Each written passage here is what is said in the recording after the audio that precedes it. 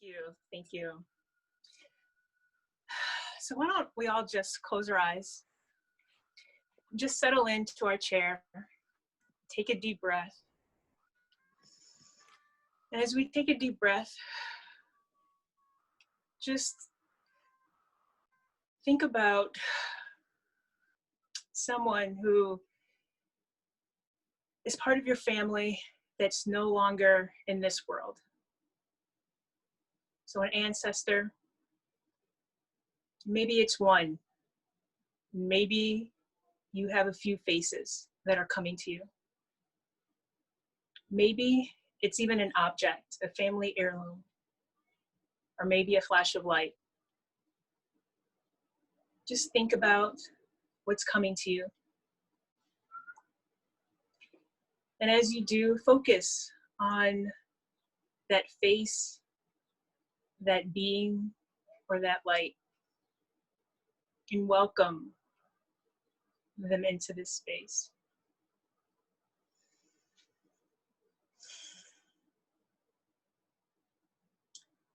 As you welcome them into this space, and as we prepare to celebrate Juneteenth, this holiday, this celebration of the Black community and indigenous populations here in the United States, think about something, maybe it's an emotion or a word within your lineage that you would like to release. Maybe it's pain or anger.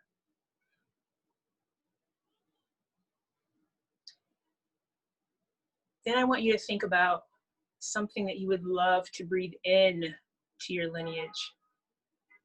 Maybe it's love or honor. So with this being in front of you, or whatever the representation is, we're just going to do 3 deep breaths. One that allows you to breathe in what it is that you want to transmute, and then breathe out into your lineage, which you want to transfer and to give. So just breathe in whatever it is you've decided that you want to release or transmute. So maybe it's pain. And breathe out whatever it is that you want to breathe in to your lineage. So maybe that's honor. So breathe in. Again, what it is you would like to transmute or release. And within yourself, breathe out what it is that you want to give and offer back to your lineage and ancestors. And then one last time, just breathe in.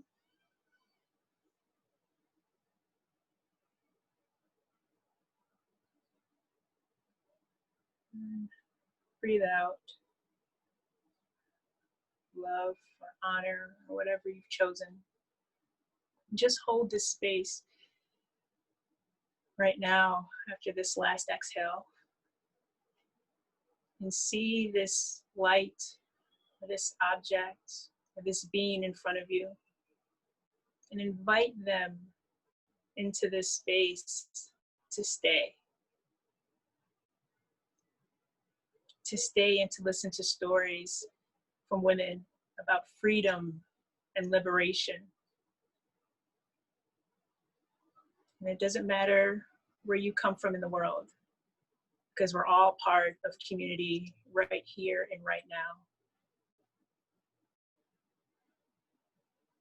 So with that, invite whoever has come to you to stay and to celebrate and to witness voice, and to witness love, and to witness the celebration of the Black women speaking here today. So slowly start to open your eyes. And know that we are all here in community together, both with each other and with those who have come before us. Thank you.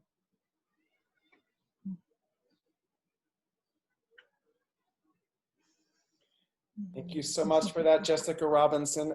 This is the gesture we have called elevated sparkulation. If you felt elevated sparkulation for that, we call in our ancestors. So it is my honor and privilege to introduce to you our host and our MC for this evening. She is many things on this planet, including a storyteller, an accomplished storyteller, a TEDx speaker, a moth storyteller, and a public speaking coach, a fellow public speaking coach, and someone who's in the service of the world, of human beings, owning their truth and sharing their story. Ladies and gentlemen, it's my pleasure to introduce our host and our MC, Dawn Jewel Frazier. Yeah. Yes. Thank you, Eduardo, for that beautiful introduction. Jessica, for getting us grounded and getting us settled in this place, this amazing, beautiful community. Just looking at all of these beautiful faces online, I am so honored and so thrilled to be here in honor and in celebration of Juneteenth. I mean, yes, ladies and gentlemen. I think I saw a gentleman in here somewhere. Yeah, there you are. I see you, brother, Matt. And I might see any other brothers in here. I don't know. Anyways, yeah, there you are. I see you, Brian. I got you. Anybody else that I'm missing? If you are, I'm sorry, but we see you, we acknowledge you. And I'm just honored to be your MC and your host on the eve of Juneteenth in celebration of Black lives, Black voices, Black history, Black legacy, and culture. And as Eduardo mentioned, I have been telling stories and sharing stories for a long time as a coach and also as a presenter. And today's presentation is actually really special because 100% of the proceeds that people have donated already is going to an amazing organization called the Juneteenth Fund. And before we started getting into our stories and what we're all about today, I wanted to bring a special person from the Juneteenth Fund onto the spotlight. Her name is Christina Brown, and she is the Director of Communications for the Juneteenth Fund, which I should mention is also part of the Digital Undivided. So I just wanted to share with you a little bit more from Christina's own words and voice. So welcome to the virtual platform, Christina. Hi, guys. Thank you so much for having me. I am really excited to be here right now. My name is Christina Brown, and I'm the Director of Communications at Digital Undivided. I just want to thank you so much, Fearless Communicators, for having me, and above all, for dedicating tonight's proceeds towards the amazing work that we do at Digital Undivided. The Juneteenth Fund is one of our initiatives, and we're incredibly proud of the work that we do, and incredibly honored to see organizations like this that want to give back and support the work that we do.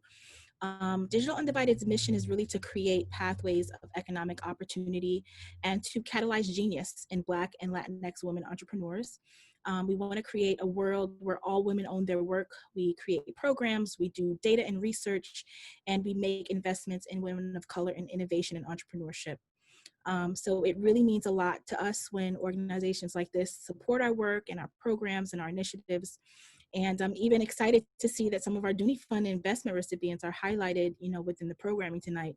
So I just want to give my sincerest thanks for your support on behalf of my team. We are actually producing a summit tomorrow called Undivided We Rise.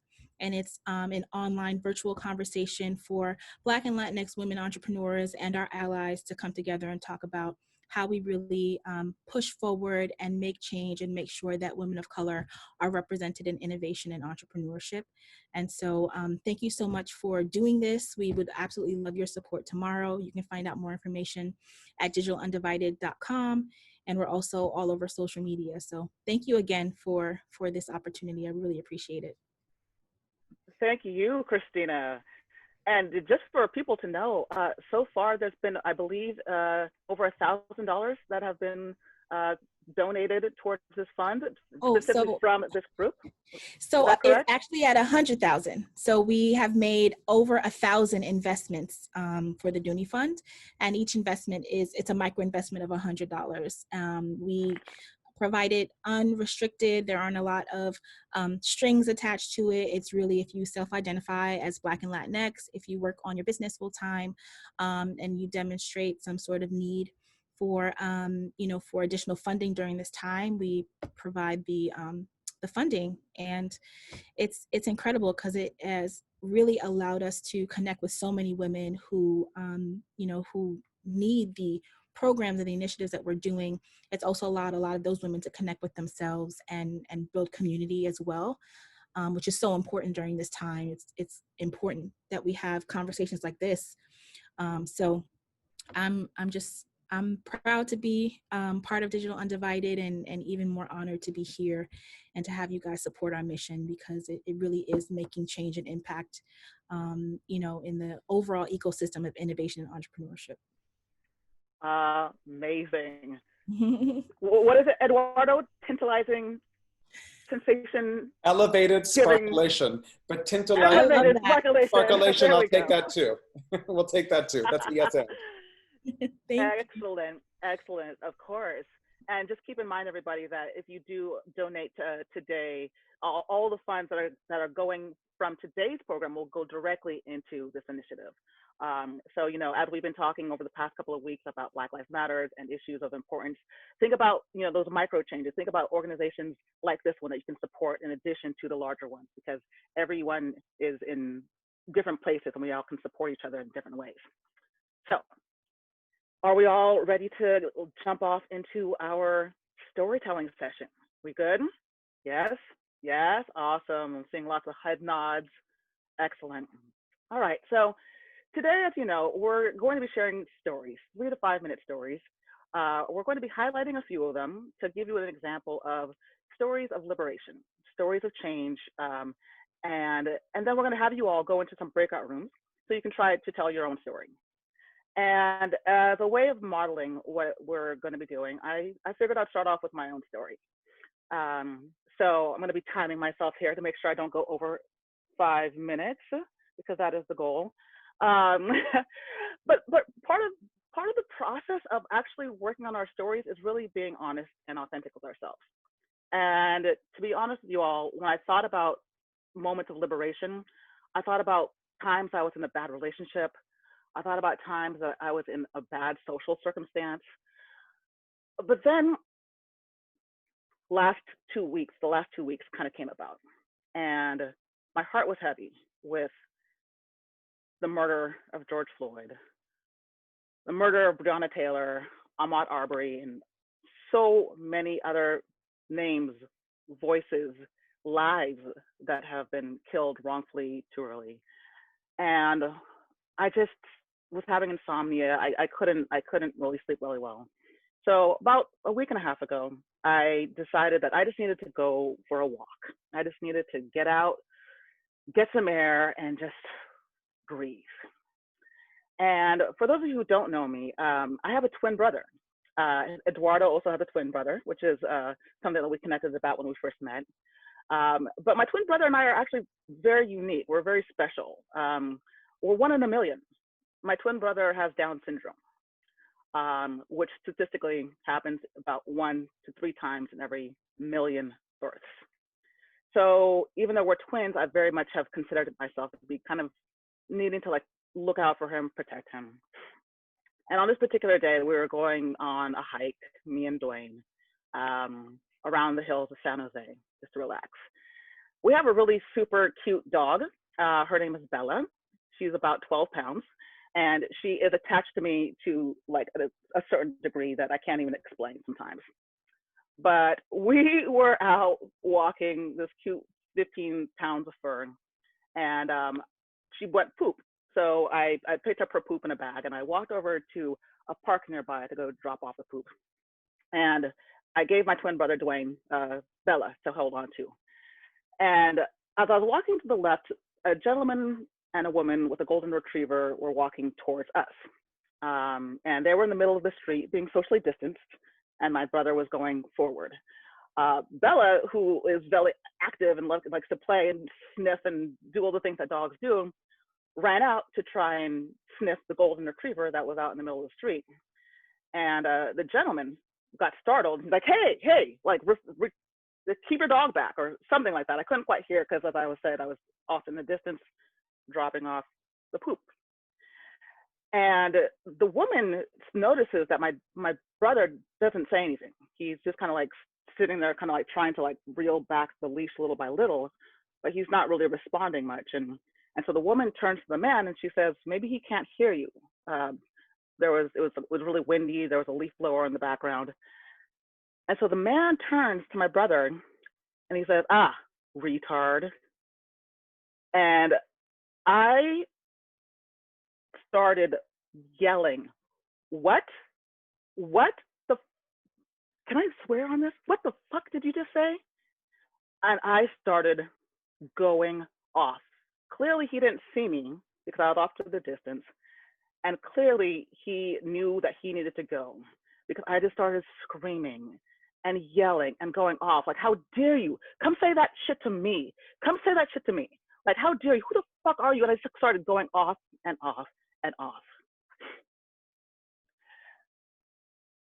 And I didn't know what to do first. I turned to Dwayne and I said, Dwayne, did you hear that? And he said, yeah, I did. And just to check, I was like, what did he say? Dwayne said, he said a bad word. I was like, okay. And I didn't want to push the issue, so I took a deep breath. I continued my walk, and about an hour later, I was still fuming. I could feel the blood on the back of my skin just boiling. I was just so fed up. I had enough. I was just so tired. And so I decided to grab a bat and my bike. And as we are in a time of COVID, I already had on a mask. And I started riding around my neighborhood, seeing if I could find this gentleman. No agenda, didn't know what I was doing or why I was doing it. I just felt like I needed to release some aggression and some anger. And so here I am, riding around my neighborhood with this bat, trying to look for this guy. And I run into a neighbor, and she's like, what are you doing? And she tells me, and I tell her what happened about this moment, this incident that happened about an hour ago, and I'm looking for this guy, and I'm really mad. She says, well, you know, if it's the same person I think that you're talking about, there's a gentleman who comes around here every single day with his wife and their golden retriever. And if you really want to confront him, maybe you should come back tomorrow around the same time, which is exactly what I did. 9:30 the next morning, I put on my pants, I got my dog, and we headed out to the park. I had on my mask, I was wearing all black, and I had no agenda. I didn't know if I was going to follow him so I could egg his house, so I could figure out where he lived. I didn't know if I was just going to yell at him, because yelling felt so good in this moment, just being able to yell at somebody about all this pent-up aggression. I didn't know what I was going to do. I had no agenda. But here I was, a Black woman standing in this park, this COVID-filled park with all these like X's out of like everything. No, just stupid, just being absolutely ridiculous. And that's when it hit me, and then it occurred to me that I was letting this man and this incident control my actions. I was letting him control my mentality. I was becoming a slave to my damn self.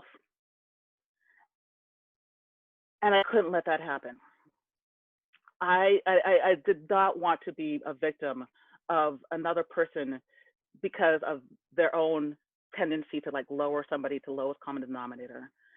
In that moment, I decided that my 10 years as a public speaking coach, speaking on TED, working with the Moth, being on the Moth Radio Hour, I've met incredible people along the way. I've met incredible voices along the way.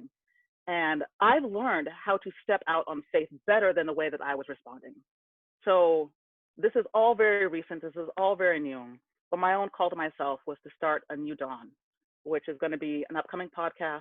I'm looking forward to working with people like Fearless Communicators and possibly even Luminary, now that I know about your services. But I'm hoping that with faith and with people in my side, I can step into a brand new reality. Thank you. Woo! Big breath, big breath. Thank you for hearing me out on my story. It was a little bit long. That was about 6 minutes. My bad. But but I did want to bring to the stage some other storytellers to share their stories of liberation, so we can celebrate and honor the other people who have been through this process with all of us. So coming next to the virtual stage, it gives me so much honor and so much privilege to bring to you next, Robin. Thank you. Thank you. That was awesome. I don't know. That was just incredible. I really, really enjoyed that story, every minute of it. And just thinking about our theme today, um, stories of liberation, I wanted to share something that came to mind when someone, Eduardo and Deborah, asked if I could share today. And my story is something that I'd written years ago, but there's parts of it that resonated with this time and this space and how I've been able to cope. Um, and so it's called Marie's Baby's Baby. And it's how I found liberation in family. And I have this little prop because my family created this book, and this is James and Marie Dillard. Um, and this is their farmhouse. And I was the photographer for this particular book. And so there's a photographer's note. So it was already ready for me for this evening to share from it to you. I'm Robin Ann Robinson Dillard. I'm a mother, a wife, a publisher of a diversity magazine. I'm a fierce LGBTQ advocate and a portraitist. I'm also the sixth daughter-in-law of James, Rufus, and Marie Ellen Dillard. A little bit of background. As both a badge and a burden, I've lived with the understanding that my father was not part of my life. My mom was 18 years old, single, and from a broken family herself. There are many reasons for this breakdown in the family, and there's societal ills that come from it. And when children don't have the loving, caring, and competent and complete adults responsible for their lives, things happen. And when this is your truth, in a world built on racism, sexism, homophobia, ageism, and worse, you begin to try to create a different world. And that's what I did. I am a photographer. And I'll just show you quickly the story. There's a picture of my wedding. I don't know if you can see. Hopefully you can. Yeah, I can see. Okay. And I created a collection of photographs of the Dillard family and the family homestead in Southern Virginia that document how I was introduced to the Dillard family. And it's my perspective on how a mother's dream for her family became a dream for me and mine.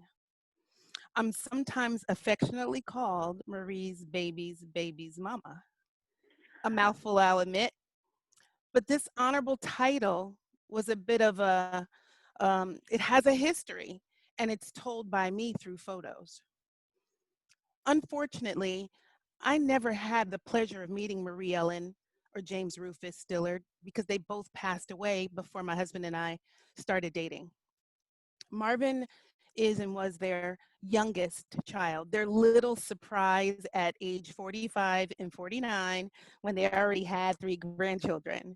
So you can imagine how funny that was.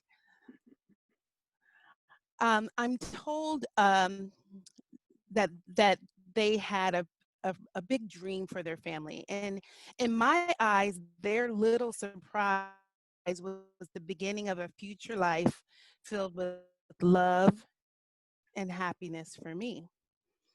I'm told that Marie Ellen often talked about and prayed that her youngest son, her baby, would someday have a family of his own.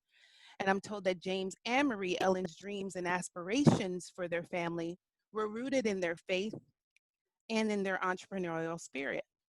She raised chickens and she elevated turkeys. They were never touching the ground, so her turkeys were known far and wide from their farm.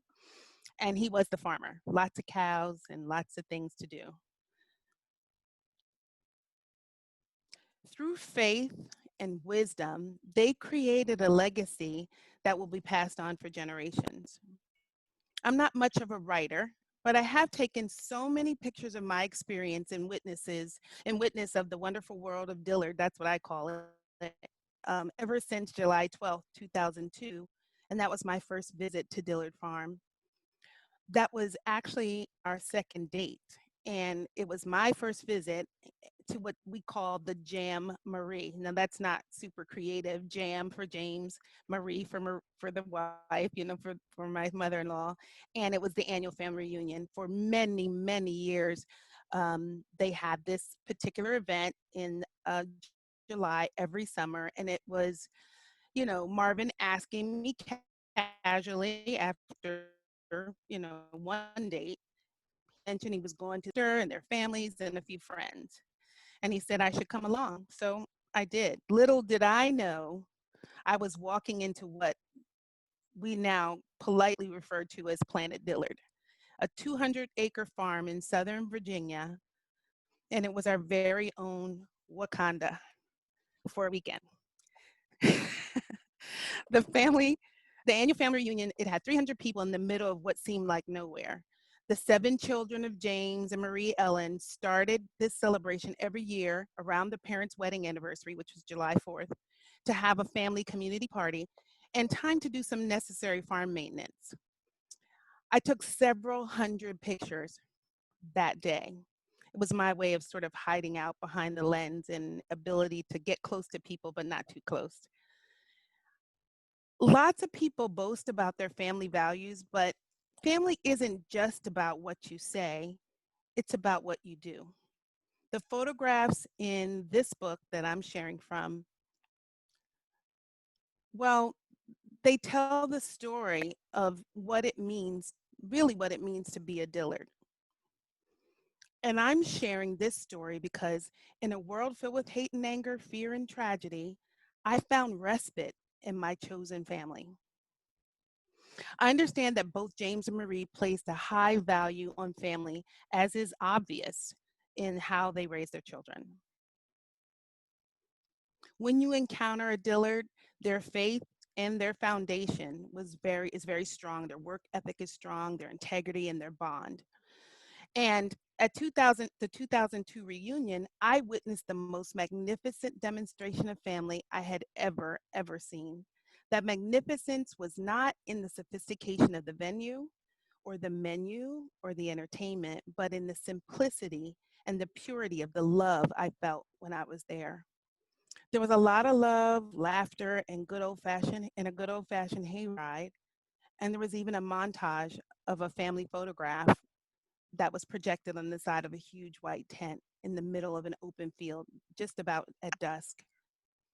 This was my formal introduction to Marie Ellen, and who had passed away the previous January, and James Rufus, who had passed away some time before.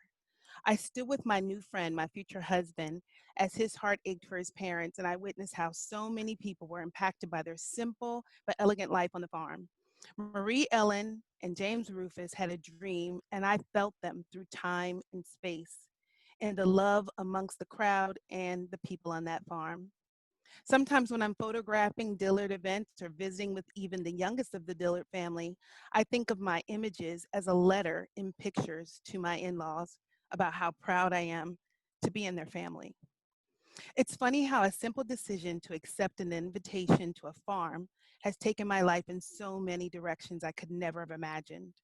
2 years later, after that July 12th debut in 2002 on the farm, I married Marvin right on that very farm, in front of the yard, in a huge celebration of family, right in front of the house where he was born. And it was just before the annual Jamboree. So we already had the venue, the people were there, and we crashed the party with a big ass wedding. Anyway, we were blessed with our very own little girl, Marie, who is the youngest grandchild of James and Marie Dillard, on January 27, 2006. And she's named after both Marvin's mother and my mother, Marie Sheridan Dillard. I understand from folks that Marie Ellen and James Rufus, they would have been so proud of Marie. I'm always amazed when people point out certain mannerisms and physical characteristics of my little girl that are unmistakably those of Marie Ellen. I know for a fact that Marie Sheridan loves family. She never met a stranger, and she has a green thumb straight from that farm. And she's so very proud to be a Dillard. When this book was created, she was too young to fully comprehend and articulate the meaning of family. I used the pictures to help her to feel connected to the farm and what it means to be a Dillard, and most importantly, that Black Lives Matter. Although I never met James and Marie, I'm very thankful for all that they were and continue to represent. The very essence of what I felt on my first visit to the farm is felt every time I visit, every time I talk to a Dillard. Marvin and I are the parents and stewards of Marie Sheridan, but she reminds us every day that family really means. And in everything she does and how she expresses herself and the reaction to the world around her, we see our family. What this family has is special, and I'm proud to be called Marie's baby's mama. Until my first visit to Dillard Farm, I didn't know there was such a place, a Wakanda in Southern Virginia. And I hadn't experienced family love so clearly and deliberately demonstrated. And I certainly didn't know Marie's baby's baby would be my baby too. God bless the family of James and Marie Dillard. Thank you.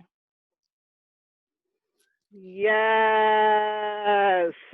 Everybody, a huge round of applause or a Wakanda forever for Miss Robin Dillard.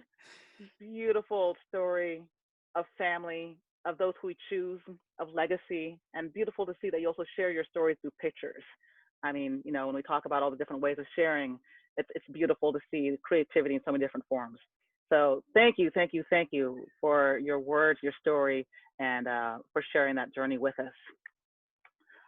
Coming up next to our virtual stage, please give a round of applause or titillated, elevated Wakandaness for for Miss Tiffany Brown. I'll take it all. I'll take it all. Wow, I'm surprised. I'm smiling so bright for you guys. I would just sort of echo the sentiments that Dawn started out with, that I just have such mixed emotions right now. You know, I feel first and foremost that I have to be honest, you know, about sort of my journey as a storyteller and sort of the liberation that I have gained from utilizing my voice. Almost 5 years ago, February 17th, 2015, I posted my last Facebook post, my last picture. And it was timed almost exactly to the end of Black Lives Matter, the first wave. I grew so, I think, overwhelmed by the level of discourse that was happening and wasn't happening on Facebook that I just effectively decided that I didn't want to be part of the narrative anymore. That I couldn't understand in some ways the silence that was coming from certain pockets of my life, and also sort of the discord that was coming from, you know, some of the more vocal advocates. And that sense of overwhelm just caused me to withdraw. And I just made a decision that I didn't really want to be a part of the conversation. So it's pretty amazing 5 years later to be here during the second wave of Black Lives Matter and to have now been a part of a speaking community that's taught me how to utilize my voice. And I think what I want to share is just sort of how we all help each other through this journey. And, you know, I have been on earlier Zoom calls, and some of you all know that I am marooned in Barbados right now. I have been here for 4 months, and in many ways, I effectively feel like I have repatriated to my motherland. I am in a place that is 80% Black population. I look around and I see all this, beautiful shades of brown and black around me that's not tainted with any level of assumptions with regards to why people are here. And that in itself has been liberating. But I've also been in a curfew. I spent a month of my time here in a 24-hour curfew. And ironically, I am directly on the beach. I look out, my balcony is overlooking some of the most beautiful water that I have ever seen. And I know how to swim, but I don't like swimming in ocean water. I don't like sea life. I had a bad experience with jellyfish once, and I really don't like to test my relationship with the sea. But I have this beautiful friend who is Lebanese, and she would come to my house every morning at 8 o'clock, and we would make our way down, and we would pretty much stay in the safe area. The safe area for me is running distance to the shore in case anything comes. I can run and exit safely. But she had a desire to sort of push the boundaries and go further to a deeper part of the water, which is where reef is. And I would say the total distance of maybe that swimming is maybe a quarter of a mile. It only takes us like 15 minutes to get from one side or the other. But I just didn't feel comfortable. I didn't feel comfortable doing it by myself. And one day we were just sort of outside exploring the water, and without really paying attention, I found that I had drifted fairly far away from my safe running distance. And I looked up, and she immediately saw sort of the fear in my eyes, because I was very close to a reef. And to me, reef means I'm outside of the safe distance. So I looked at her, and she made eye contact with me. And she said, "I want you to look at me. Just look at me. You're going to be okay." And she said, "Do you want to go back to shore?" And I said, "No, I think I'm okay." And I said, I just, as long as I keep my eye on you, I can make it to the other side. And she just patiently waited for me to sort of drift over to where she was. And she said, "You don't have to force it. Don't force it. Just let your hands go and just drift. And the tide will take you to the other side." And I remember, like, as we were going through sort of the deeper parts, just feeling this simultaneous fear of being so far out of the boundary in which I felt comfortable, but also just so grounded that I had a friend who I knew wasn't going to leave me. And I just kept my eye on her,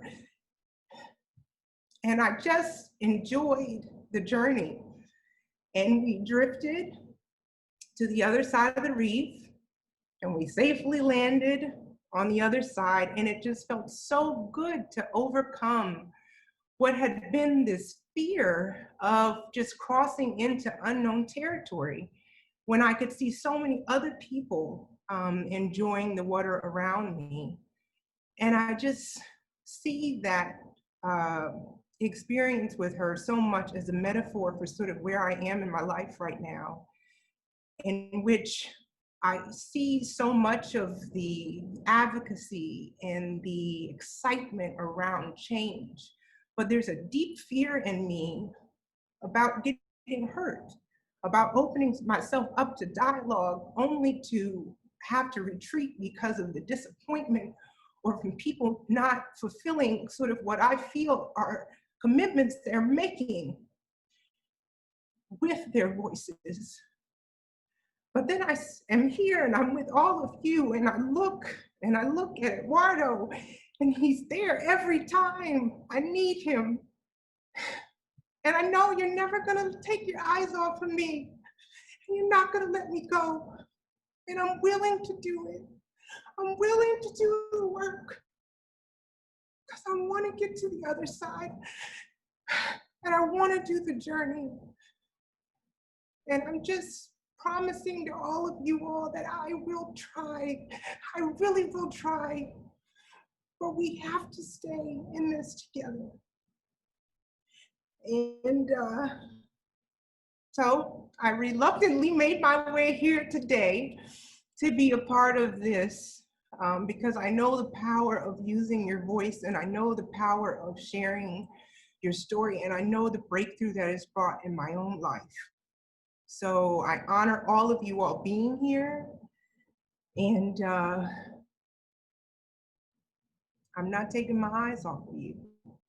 So thank you. Thank you, Tiffany. My gosh. Anyone else feeling like all the fuzzies, all the warmth, all the emotion, all the joy? I'm definitely with you, Tiffany. And I see so many nods, so many people just acknowledging, holding space, the clapping. I see you, Allison. I got you. I see you, Lorena. Your head nod. Yeah. I think we're all here with you. You know, I had to write down a couple of the phrases that you were saying because they were just so beautiful. As long as I keep my eye on you, I can make it. And the tide will take you in. I wanted to know if we could just take everyone off of mute for just a second to say, I got my eye on you. Just like as a collective, is that okay? Can we do that for a quick second? So just everyone together, like is everyone off of mute? Can we, do we have time to do that? Yeah? Can you help me with that, Deborah? Where's the MC? I think we're all, people can. I'm the MC? Themselves. Yeah, we got it. Oh, okay. You can unmute yourself and just like all together, just like, you know, just a word of affirmation, y'all. Like, you know, I got my eye on you. The tide will take you in. Whatever you feel moved to say, just go ahead and shout that out now. I got my eye on you.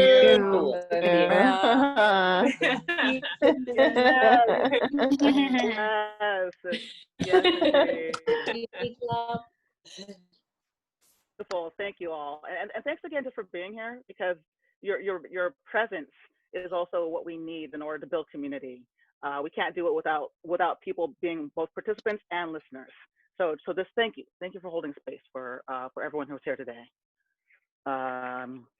So coming up next, we have on the virtual stage Miss Val Lyons, a beautiful member of our Fearless Communicators community. A round of applause, ladies and gentlemen, for Val Lyons.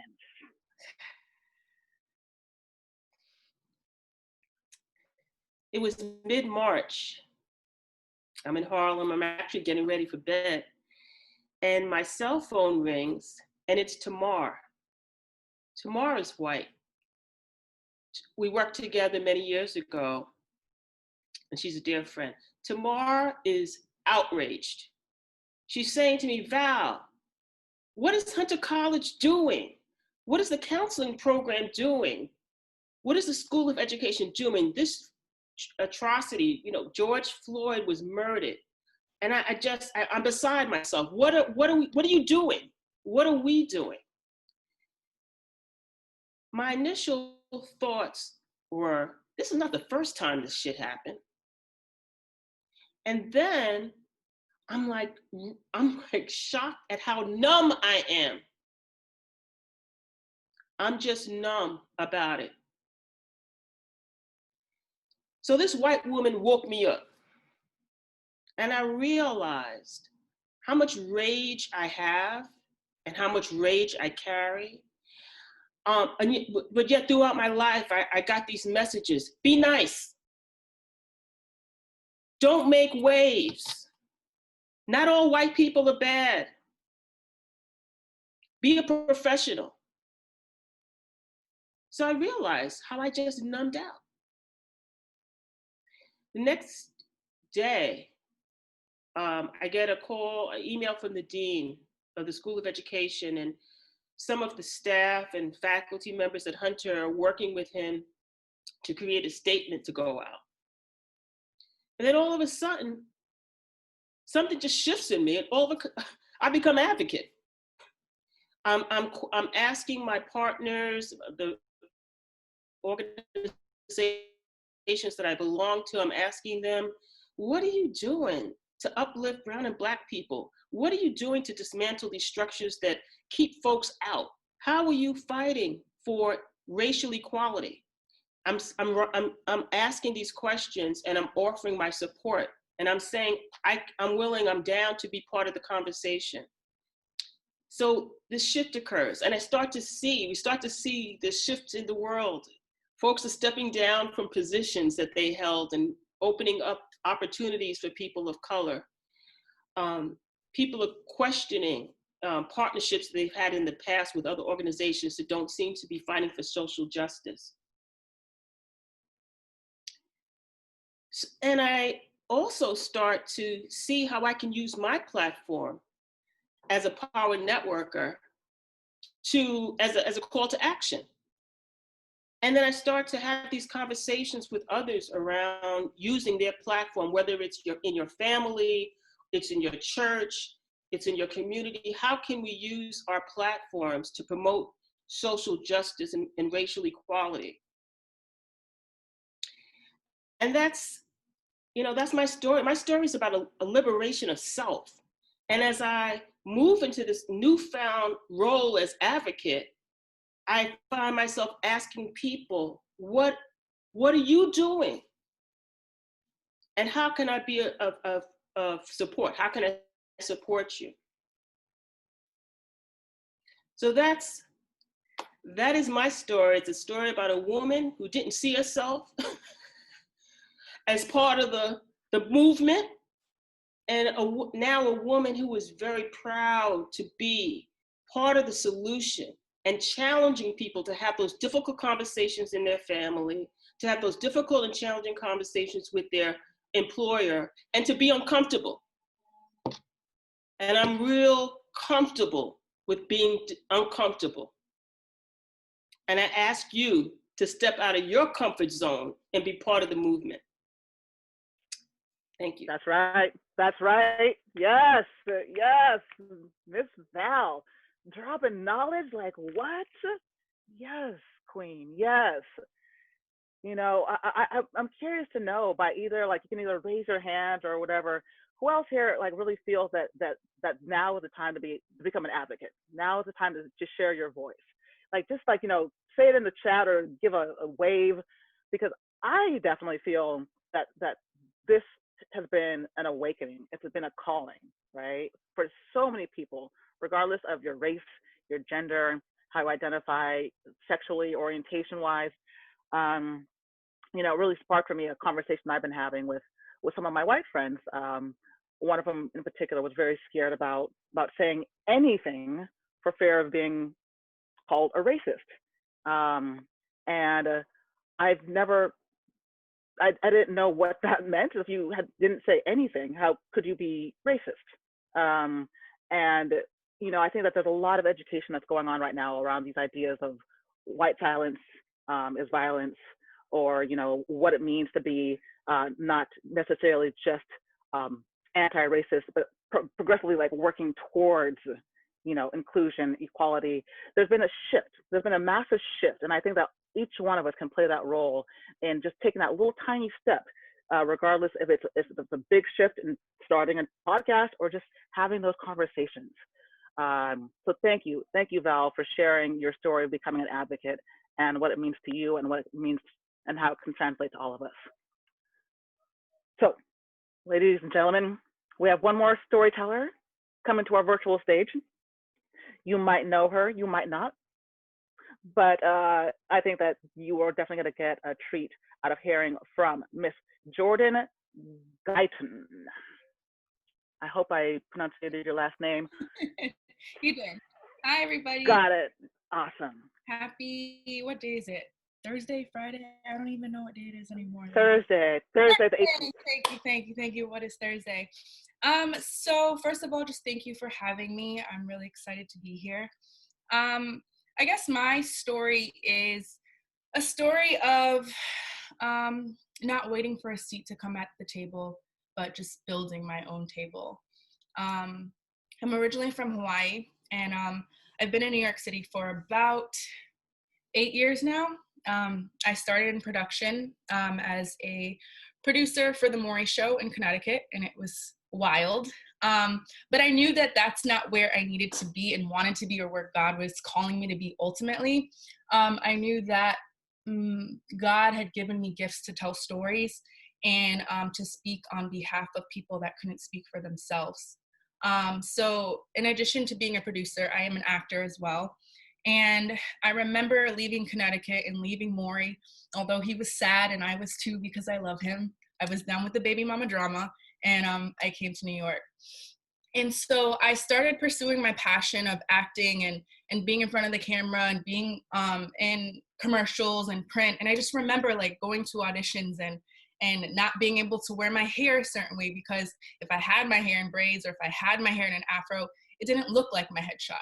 So it would be like, are you this girl or are you that girl? You know, so it was really intimidating. And I didn't know if it was something that I could handle, something that I had a thick skin for. But I stayed in it, and I continued to book, and I continued to hustle, and I continued to work. But I realized that I started to keep getting called back for the same roles, whether it be the stripper or the love interest or the angry Black woman or the very hard, not enlightening, not bright, not positive Black stories that I wanted to tell. And it constantly would make me as a Black woman search within myself or rehash out things that I've gone through in the past, or generational curses that fall onto me from people before me. And so I sat down with a really good friend of mine. She's Afro-Latina. And we just came up with a concept, and we just started writing, and we were like, we're funny. Like, we're pretty, but we're funny, and we're women. And so let's do this, like bada bing, bada boom. So we started writing a web series. And it literally was heightened versions. We played heightened versions of ourselves, comedic, very short. And we put all our money into it. And we sent it to film festivals. And I remember sitting like in one of the film festivals in Baltimore, and in a room full of people, and they started laughing. And I looked at her and I was like, bro, we're funny. Like, we're acting like they're like, it's different when your mom thinks you're funny versus like when like the audience thinks you're funny. So we were like, okay, we're on to something. All right. So we kept grinding. And I think for me, kindness has always been a staple or steeple in who I am as a person. So I always want to walk into a room filled with kindness and give kindness out, especially when it comes to fostering real connections and real relationships. And I remember connecting to an exec at a time where he was at a network that our show didn't fit, but he remembered me. And he ended up going to BET, and he reached out to me and he was like, hey, Jay, like, do you know where I'm working now? And I was like, no, I don't keep tabs on you, but where are you working? Like, tell me where you're at. And he was like, I'm at BET. And he was like, are you still doing your show? And I was like, I mean, I can be, like, what's up? So I sent him over our season 1, and the execs at BET took a look over it, and they actually ended up picking up season 2. So season 2 was fully funded. We spent no money, we made money, we paid rent, and we still owned it. So for me as a Black woman, just ownership is everything, and I never wanted to lose creative control. And as I transitioned into building my career and wanting to do more in the TV space and developing, being an artist is hard. It's a grind. You're waiting tables, you're doing bottle service, you're doing promos. Like, you don't have crazy money like that. And I remember applying for the grants at Luminary. And at the top of last year, I ended up getting it. And so I was able and fortunate and blessed to be able to work out of that space pre-pandemic. And it was just a space, and is a space that is, again, filled with kindness, filled with women that look like me. And it was really beautiful. And I'm really grateful just to be able to go there, to leave Harlem and just sit and just, there were times where I just sat in the room and just took in all the power, all the powerful women, all the powerful style. Like, the girls in there, listen, I cannot go in there without my hair done. I cannot go out, but I did. There were times where I did go in sweats, and they still accepted me. Like, I was still, they was like, hey girl, and I was like, hey Jessica, hey Tara, like they don't care. You can literally be yourself. And so I loved that space. And so post pandemic, there's no auditions really. Production shut down. Like there's nothing. There was nothing. And I realized that I had to pivot in the pandemic. And so I decided in March, I started my own content strategy agency. And I don't know where it came from, like at the Lord, duh, but it came from him. And I just went out there. I knew that if he called me to it, he would bring me through it. So I put it out there and I named it Vera Jean Media, named after my grandma. And 2 weeks later, I found out I got the Dooney Fund. And coincidentally enough, the Dooney Fund is named after her grandmother. So I was like, okay, God, like, okay, this is what it's supposed to be. So I am March, April, May, June. 3 months in, 6 clients later, just really feeling blessed. So again, I just want to emphasize the point of if there's no seat at that table, you better get your toolbox, you better get those nails, get that hammer, and you just better build. So that's my story. Thanks, y'all. What a microphone drop? Are you serious? Jordan, yes. I'm seeing all of it. Girl, while you were sharing your story, that was amazing. I was checking out the chat, and it was amazing and hilarious because what was it? Let me just go back here for a quick second. Well, first of all, Joanna was like, ownership and action. Yes, all about ownership and action. And I love the fact that also her profile picture has her kind of like almost looking like a Christ statue. It's kind of like, just kind of this very kind of Christ looking thing. Hey, there she is. Now we see your video. But thanks for that shout out. And then also Dr. Kelly Jennings said, yeah, pandemic pivot. Yes, all about the pivoting. And like one of the things that really inspired me about your story is I don't know if there's any other Insecure fans in the house. Any other Insecure fans? Yeah, yes. I see a bunch of yeses. Well, I've always been inspired by Issa Rae because if any of you know about her story, she also was a visionary. She wanted to do a show, started off with Awkward Black Girl, shot it herself for a season, started getting some traction, realized that she wanted to do more, put a Kickstarter into the universe, got everything funded that she needed for the second season. And for those of you who might have heard about her, now she's done this great show on HBO, Insecure, has just kind of like launched into the mega universe in terms of just being a woman of color who's really about amazing content, showing and reflecting Black and brown people in the media in a positive way. And Jordan, girl, you next, because yeah, you hella funny. You funny, so don't even think about that, that you're not. So yeah, girl, all the power to you. Keep it going, keep it rocking. This was beautiful. Y'all. And I hope that it kind of got you out thinking about ideas about liberation, because now it's your turn. We're going to take you and kind of split you up into these different breakout groups. It filled your cup. I feel you, Claire. It fills my cup too, girl. So what we're going to do is we're going to split you up into a bunch of different breakout groups, and each one of you will have about 3 to 5 minutes to share your stories. And then we're going to bring you all back into this main room. And depending on our time, we might be a little bit tight, but depending on our time, we want to hear from some of you in the audience. All right. So my cup runneth over too, Robin. All right. So let's go ahead and split you all up now into those breakout groups, and then we will give you a heads up when you're coming back into this room.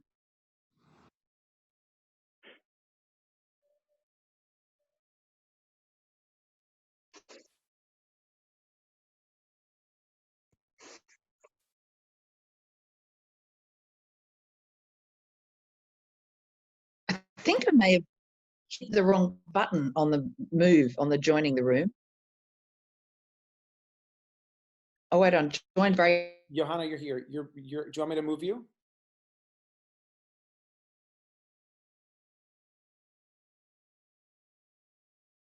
Johanna?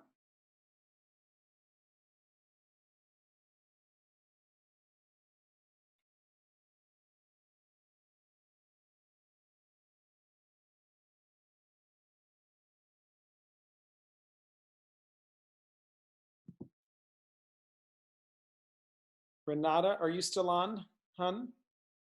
Karen, T-Bays, Emily?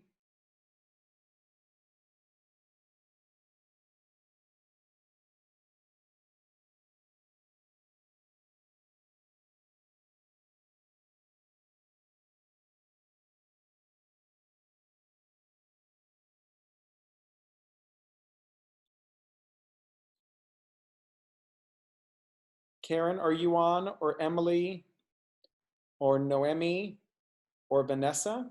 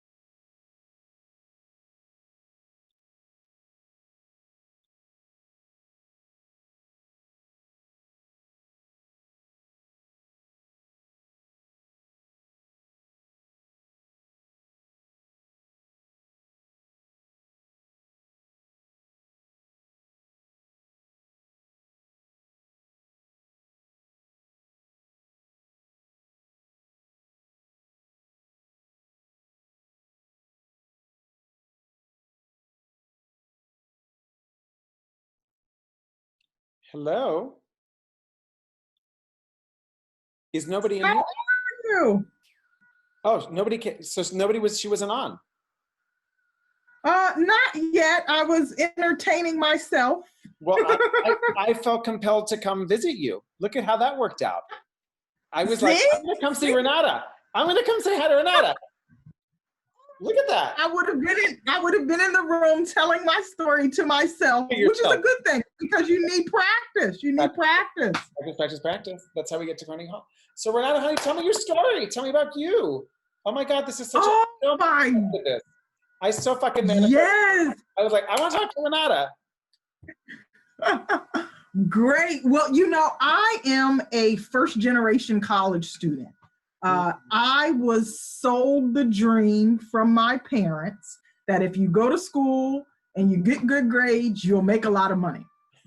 That's a wonderful dream and wonderful sentiments from parents who have never went to college and don't quite understand the process.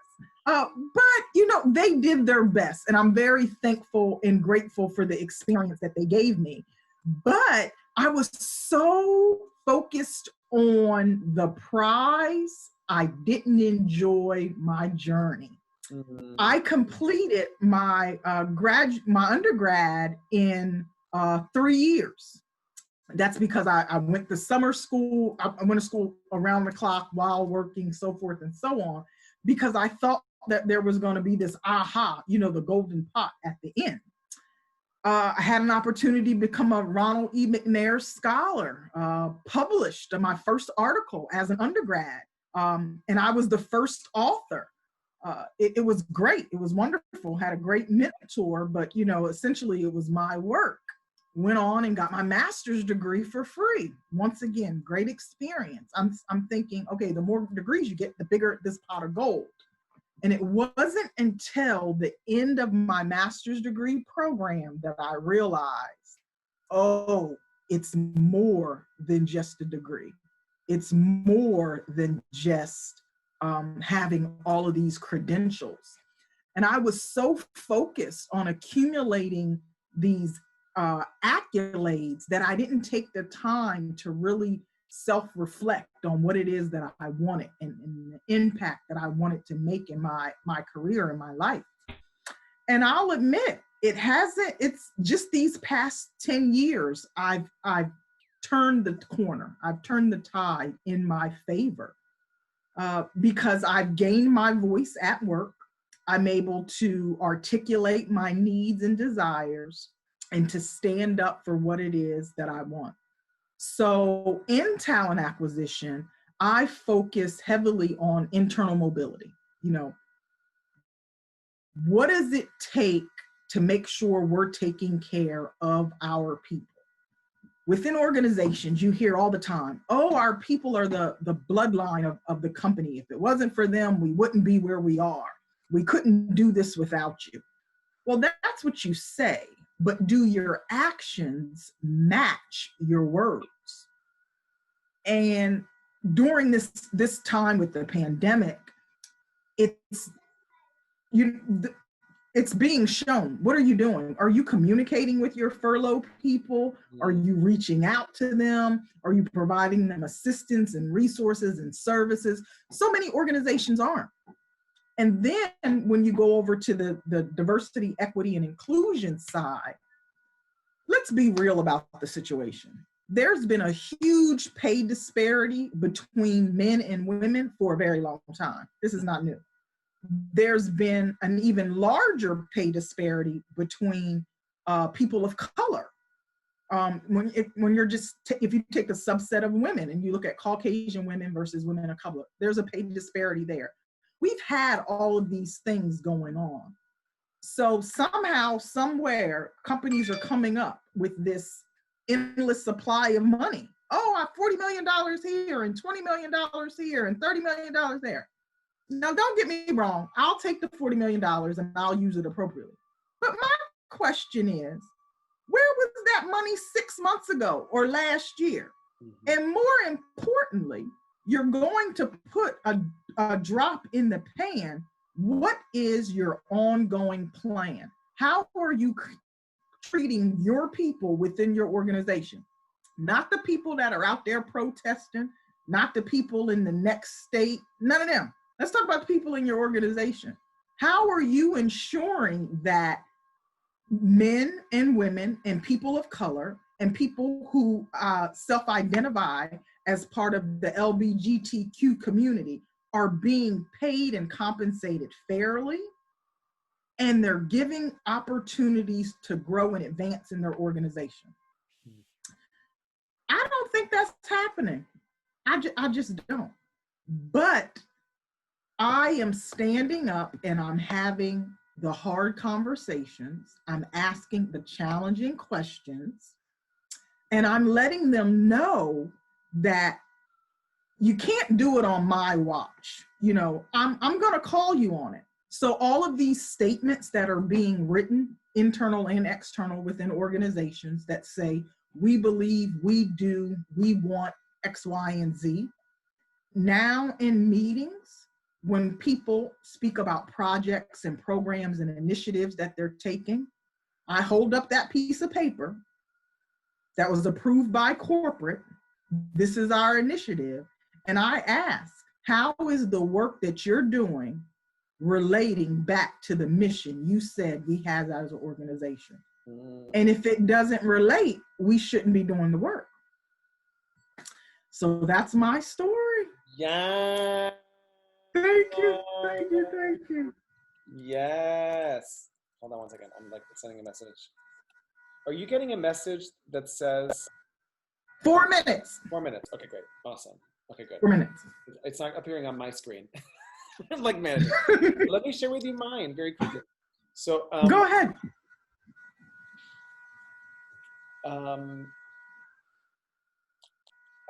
I'm in this room where I am right now, which is my parents' place in Miami Beach. And my father opens a jar, and when he opens the jar, he says, maricón, which means it's the F word in Spanish. Do you know the word? Right. Yeah. I've heard it before. I've heard it before. And I was just like, you know, I've been out to my father for over 20 years, you know, and I was like, you know, you really could use another word. And he almost like looked at me on the side, but he like side-eyed me as he said it, you know? And I was like, I get that you're using that word because like you're pissed or because of but you're a smart man. Like, I'm going to assume the best intent. You have other words, right? And it started this whole conversation that led to my father saying, I have a profound sadness about your homosexuality. Now, I've been out to my father for, again, over 20 years. And when I first came out to him, we talked about the weather for like 4 years. And then I feel like he leapt over my mother, and then we could laugh about it, and we were still amicable and talking and stuff like that. You know, I have a very good relationship with my parents. But it was the first time that he shared that. And it was a powerful moment for me because I'd done so much work first on my own healing that like I was able to separate myself from his words and my experience of whatever I was projecting onto those words. And when I just heard the words, there were two things that emerged. One is I got his concern. And I also got how much he loved me. And what I said to him was like, Bobby, that took a lot of courage for you to say. And I can feel your sadness. Like I can get that you have a profound sadness about that. And I also get that the sadness is yours. The sadness is not mine. Right. And that I'm really happy. Wow. And my mother, who was sitting next to him, said, seeing you happy is what's changed my whole relationship to you and being gay. And then my mother said, I'll never use the word again. And it was just like wow. total disappearing of that story that I had about my father, about my homosexuality. I was like liberated from his disappointment. Wow. Wow. And that's interesting. It's a moment by moment liberation of my parents' disappointment. And that I can be with their experience as their experience. And I get to choose to be proud. I get to choose to honor who I am. I get to choose to show up exactly how I am in fucking right. That's my story of liberation. Yeah. Wow. You did it. You did it. You did it. Beautiful. Beautiful. Beautiful. And I find a lot of times when people are disappointed, it's not even about you. It's about dreams and things that they had. So they may have thought, oh, I'm going to have 27 grandchildren and I'm going to take them to Disneyland every summer. And, you know, well, you know, you can still adopt 27 kids if you want. I probably wouldn't go for that number, but, you know, wow, that's great. Thank you so much for sharing. You're welcome. You're welcome. Thank you so much. Renata, I have noticed you on our calls. I have seen you showing up. I would love to create an opportunity for us to connect and have a one-to-one to get to know more about you and what you're up to. So I'll reach out to you and then we'll schedule some time, like a real half hour, 45 minutes to just share a virtual coffee date or something like that. Because it would be awesome. Great to see you. Let's do it. Let's do it. Thanks so much. Okay, I'm going to go back in. We're going to go back into the room. Okay, bye. Okay. I forgot about that. I didn't. Hello. Hi. There's a way when all of a sudden we get back into the breakout room, we're like, and now we're going to the breakout rooms. Everyone drops off. It's like the call goes from 80 people to 20. I didn't know I wasn't on mute. A big guff.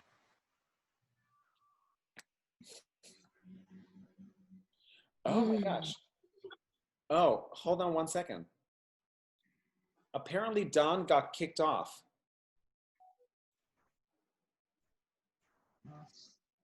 So what are we swapping rooms now? Yeah, I guess we're all here. Oh, and you gotta tell Eduardo. Eduardo.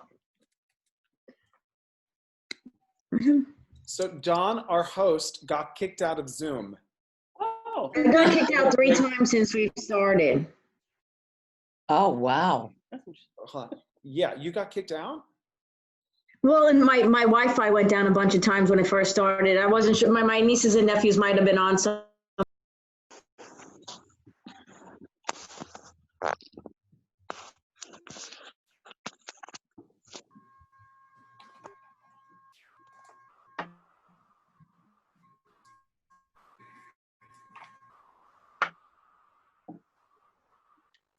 Who Oh, is there we go. Cheryl? Let me find Cheryl. Hold on a second. So we're going to have a moment to talk to ourselves, and I'm going to get our host back into the room. This is like the beautiful moments of Zoom and Zoom failing. And we're just going to like all be present and be people. So talk amongst yourselves. Topic, celebration, liberation, discuss.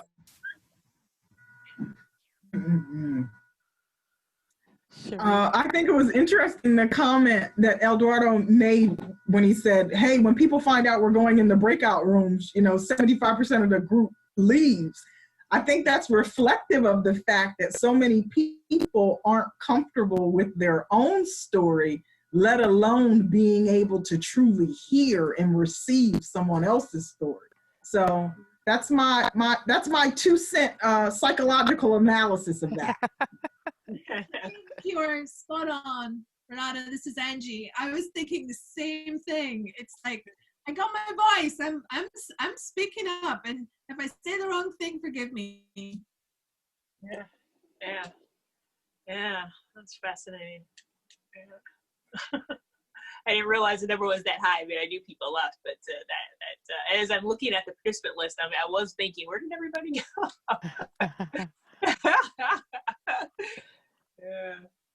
Yeah. And Matt just made a point about the fact that for some people, there's different reasons why it's hard for them to share their voice.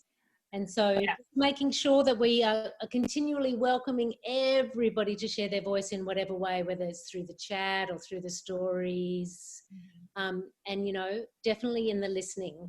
And we're so happy that you're all here. Yep. We're hoping that we get our host back. There she is. Tiffany, also in Barbados, got kicked off a storm came over, a tropical storm came over. She's also not with us because Barbados.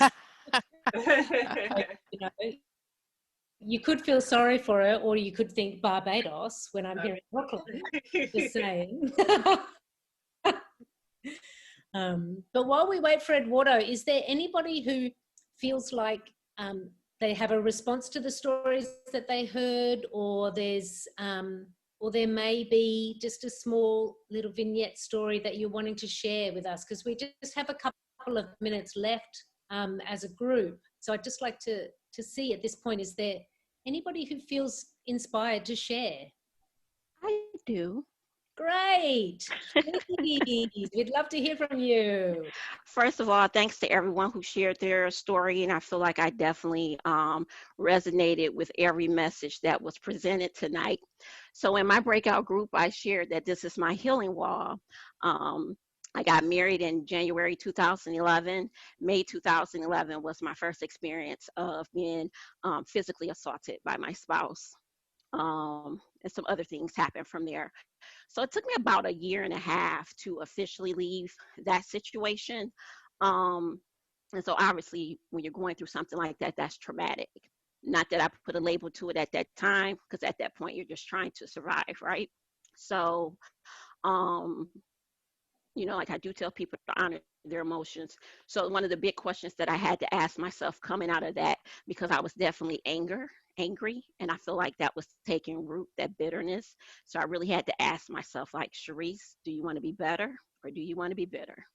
And I feel like often the bitterness was still giving him power and control, and that just wasn't who I was at my core. So I took to painting, and so I love my wall. I really do. Thank you. But even today, asking myself, in what ways am I allowing people just to walk over me? So for me, I've been in my role for 22 years. I don't feel connected to it. I don't feel like my gifts and talents are being used. So in alignment with Jordan, I'm going to create my own opportunities. And like I shared with, thank you. Like I shared in my breakout group, they talk about the lean in and the seat at the table. And I'm like, I don't want to sit with everyone. You should be so lucky to have me at your table. That's the way I'm looking at it, right? And creating my own space and opportunities. So I've definitely decided that I'm leaving my job this coming fall. I'm going to pivot and work on getting my teaching certificate. I want to give back to our youth. and particularly in the neighborhood that I grew up in Detroit, Michigan, and working on building up my coaching practice, in which I really do focus on upbuilding women and, helping them to create the space for themselves, because we're always giving so much to others and we're not creating that space for ourselves. Thank you. Beautiful. Awesome. Awesome. It looks like we have Dawn back. Thank you, Deborah Driscoll, for jumping in while Dawn was kicked off. So Dawn, I think we have time for maybe one or two shares, brief shares, and then we'll complete the circle. And I know we've gone longer than our programming had intended, and just wanted to create the space for people to give voice. So I think we have time for two more, if possible.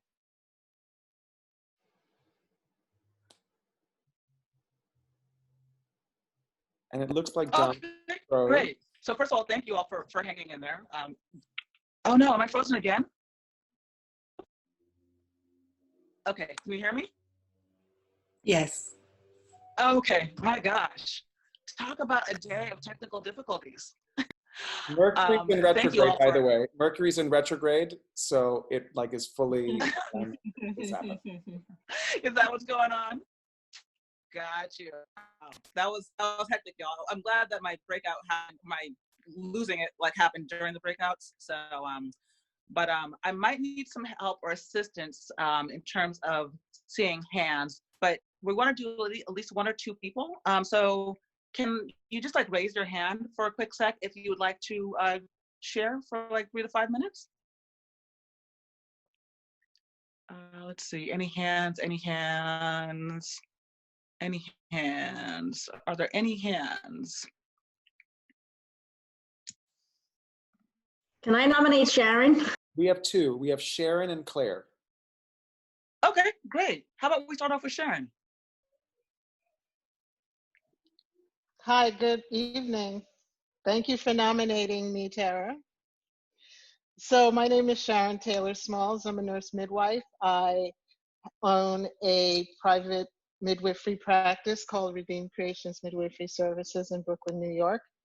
And I shared with Tara, and I believe her name is Deborah, I'm so sorry if I was wrong with her name, that I started that practice almost 3 years ago after working for about 14 years before that in clinics at various hospitals, and seeing the limitations that I had in ministering to women the way that I really love to minister to women, spending time with them, listening to them.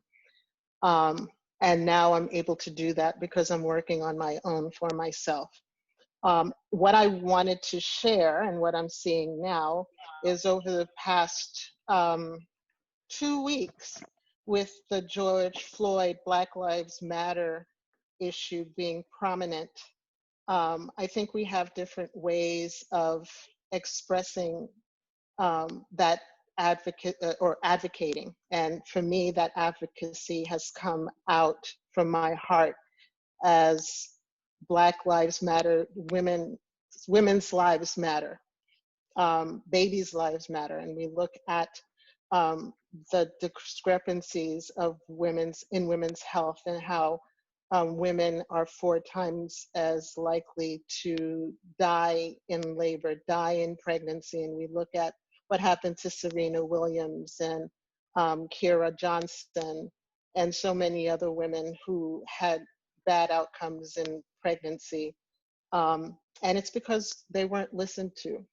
And when I look back at experiences in clinics where there just so much emphasis on seeing people quickly, seeing a lot of people, not having an opportunity to really spend time and listen because you have so many people to see.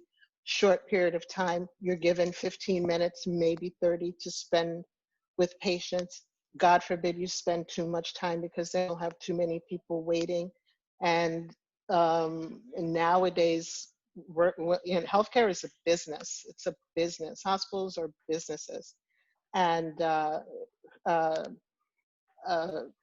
their ratings are very much a business. And of course, what's really important is women's lives.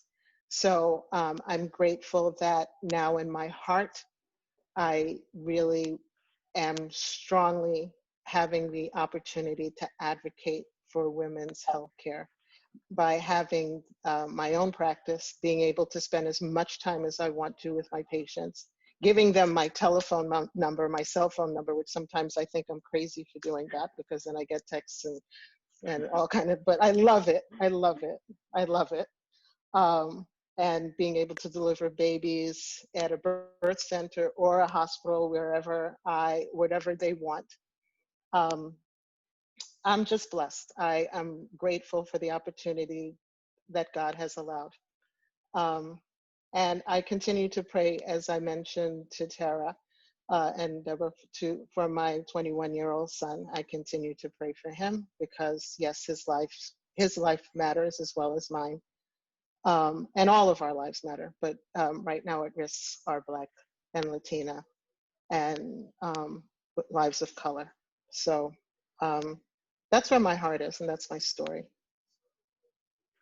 Thank you, Sharon.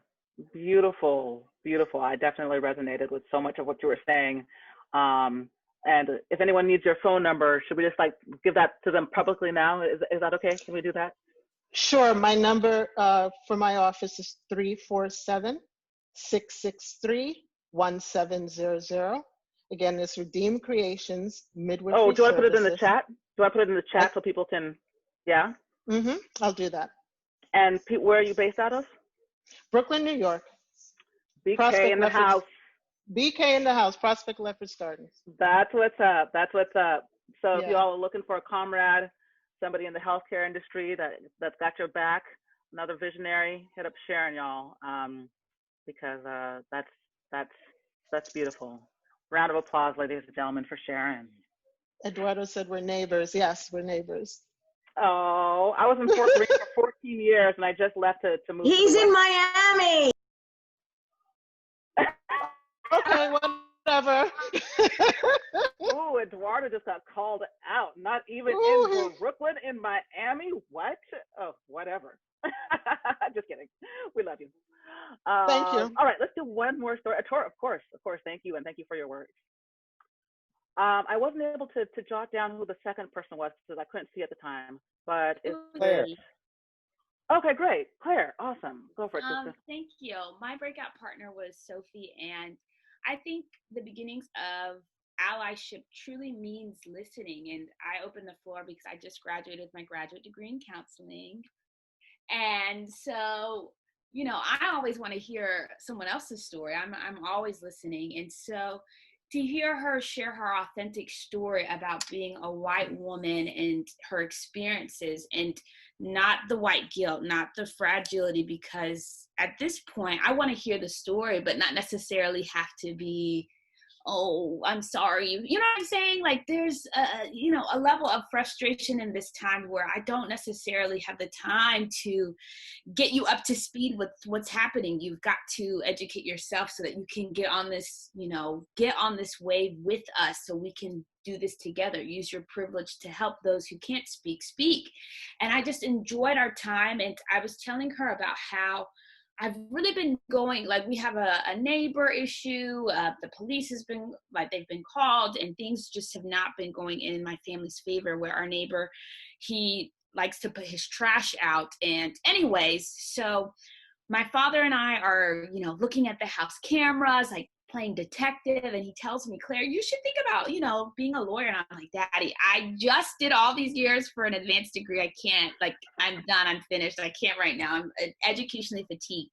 And then I get a call today after it's been a drought. I've been applying everywhere and not necessarily hearing either way, where the state of North Carolina, where I reside, they said, Claire, we saw your application to be a youth counselor technician with juvenile delinquents. I hate that word, but that's what they called it. But have you thought about being a court counselor? And I said, no, I hadn't, because I started the application and then I began to doubt, because I was like, it's too big, it's too far, it's too hard to see.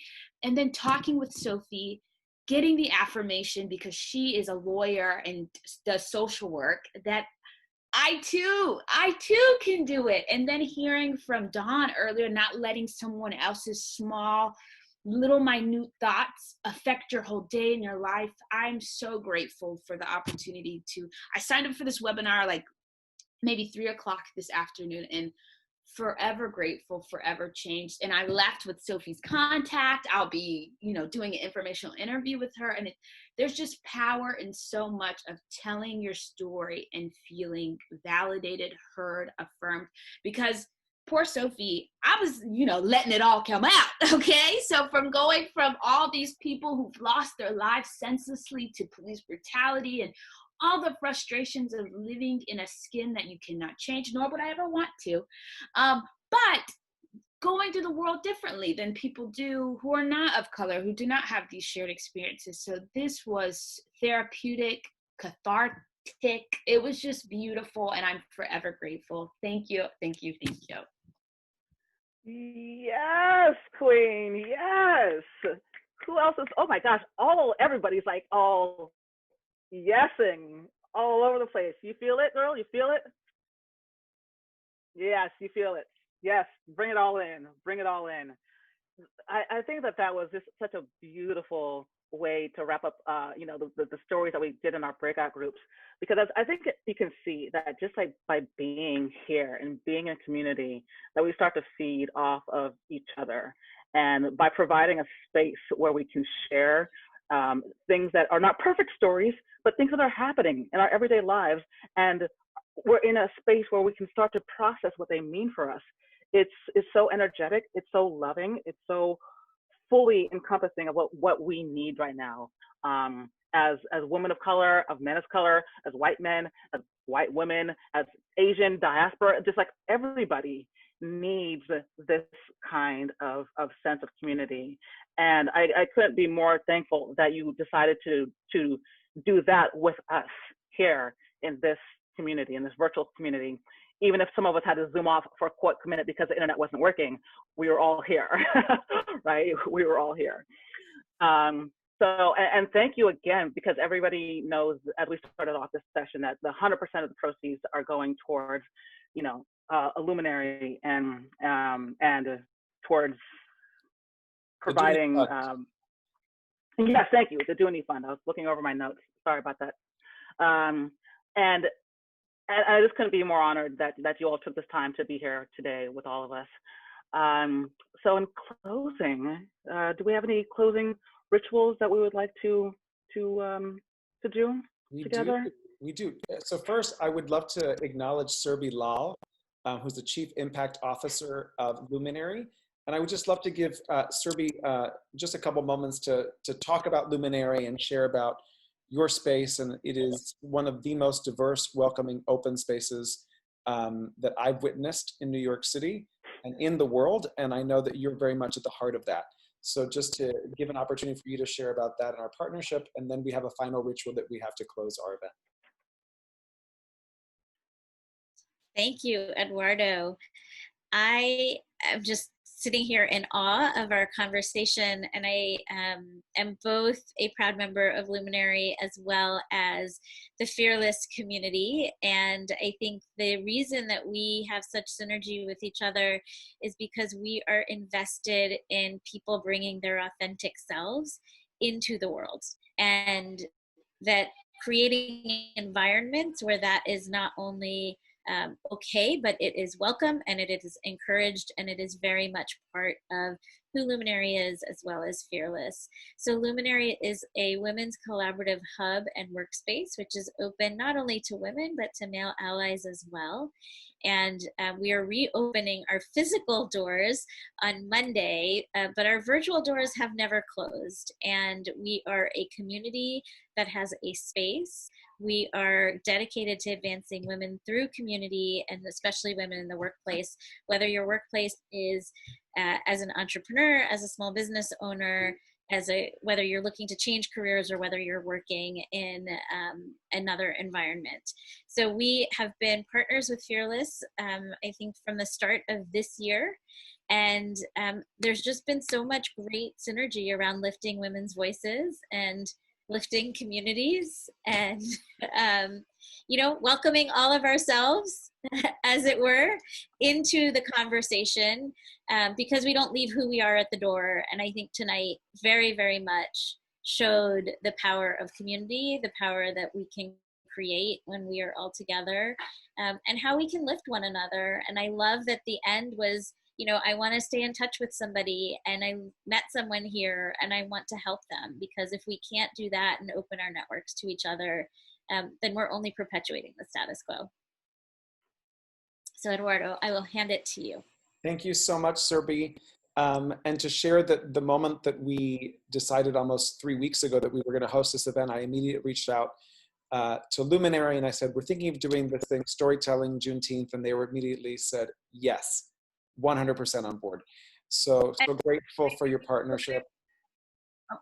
Jordan is a member and at Luminary and a Junie Fund recipient. We have another member who's a Junie Fund recipient as well, Chelsea Williams, who couldn't be with us tonight. But we were so thrilled to, if you think about Venn diagrams, not just bring 2 circles together, but 3. And so the more circles that can come together, the better. Awesome. Thank you so much, Serbi. To share, we are pivoting our Fearless Chat conversations. We've been hosting 2 of them a week since the COVID breakout in mid-March. We've now done 25 of these conversations. They all live on YouTube, where we have recorded these. A lot of the women here on this call have been our leaders in these conversations. And we are now moving to do them on Thursdays. So the one that we're going to have next Thursday features one of the elders of our community, a queer woman in the space of Pride Month as well. And her expertise is on managing difficult conversations. So this is a time that's ripe for that. And we're going to be talking about how to have difficult conversations and frameworks to empower ourselves in those conversations. We're also launching, because she's here, an Australia brand of our Fearless Chat series, featuring Deborah Driscoll and Johanna de Ruyter. It's called Moving Fearlessly. It's currently on Sunday evenings US time and Monday mornings Australia time. So it is a little US focused, so the US people can still attend. And on Sunday, we'll be featuring Gina Yalamas, who is an urban shaman in Sydney, who's going to be speaking on that. And thank you so much for being here with us. Thank you so much for lending your voices and your stories of liberation in the spirit of Juneteenth. Black Lives Matter, Black Trans Lives Matter. And the more that we can say that in these spaces, the more that we call those words into truth and those words into being. Thank you so much for being with us. We have one final closing thing that we do here. So if you're able to be here for this, awesome. And if you gotta go, we get that you gotta go. Thank you, Sophie Jacoby. So we'll just wait for a moment for this to settle. And then I'm just gonna model the way that this works. So Dr. Kelly, are you there? I don't think Dr. Kelly is present.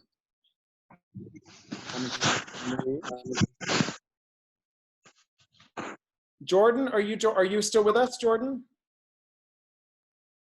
Yes. Okay, great, awesome. Okay, so the invitation is for everyone to raise their hand, okay? And then what's gonna happen is one by one, you're gonna say someone by their name and you're gonna say, I see you and thank you. And then you're gonna acknowledge somebody else, and that way we're gonna go through everybody in the space. And the request is, once you've been acknowledged, that you lower your hand so that we don't call you again. Okay, so we're gonna invite you again to have your hands up. So, Charisse, I see you and thank you.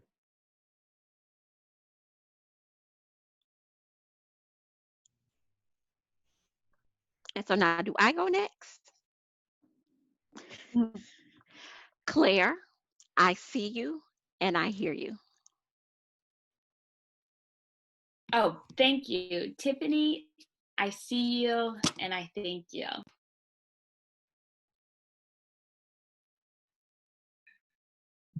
Thank you, Claire. And I'm looking at Dawn J. Frazier right now, and I see you, and I thank you for this most beautifully facilitated event. Thank you, Tiffany. I see you too, and the pool that's reflecting in your glasses. I just gotta say, because I want to go jump in that water. Robin, I see you. Yes, I see you, and I what's the rest of the phrase? I want you to be the woman that you are in this world. And I thank That's you. good. And what they got to. I accept. Wow. Renata, I see you and I thank you. I absolutely love this community. It's great. It's great. Jordan, I see you and I thank you. Thank you, Renata. Angie, I see you, girl, and I thank you. Hey, Jordan.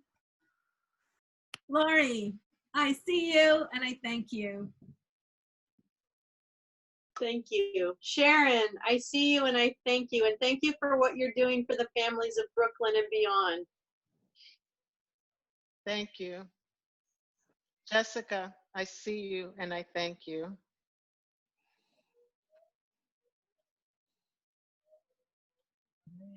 Eduardo, I see you and I thank you. Jim, I see you and I thank you.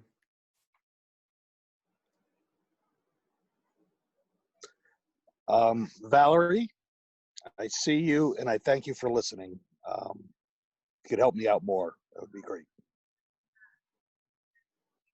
Love you, Jim.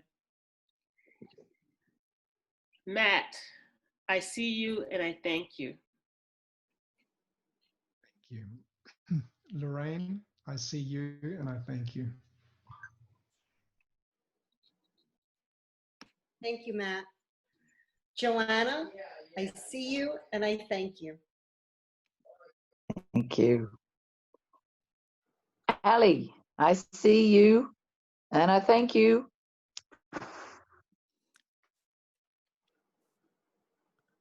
Thank you. Now I gotta find who's got their hand up still. Robbie, I see you and I thank you.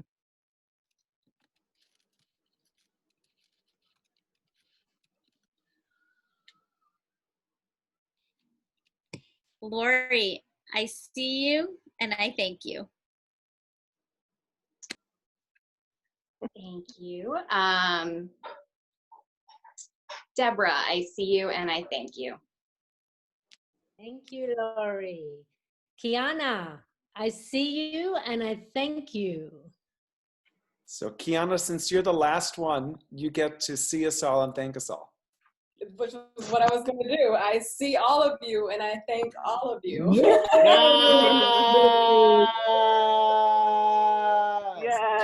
Happy Juneteenth! Celebrate! Thank you. John, if you can stay on just for a second.